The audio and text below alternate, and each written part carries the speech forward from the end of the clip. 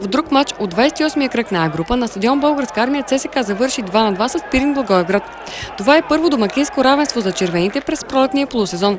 Двата отбора не създадоха сериозни положения през първото полувреме и след скучни 45 минути се оттеглиха на почивката при резултат 0-0. Малко след началото на втората част, гостите от Благоевград поведоха с гол на бившия футболист на ЦСКА Димитър Илиев.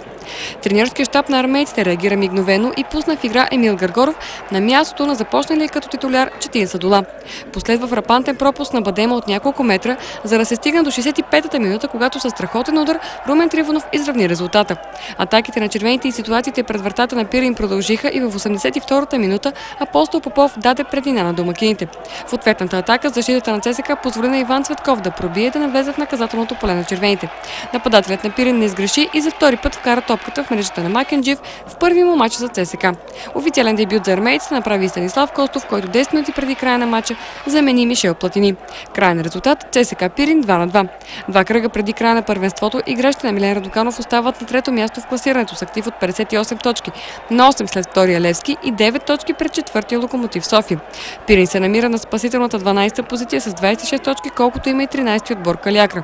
14-ти с 5 точки по-малко е тимът на Види Мараковски.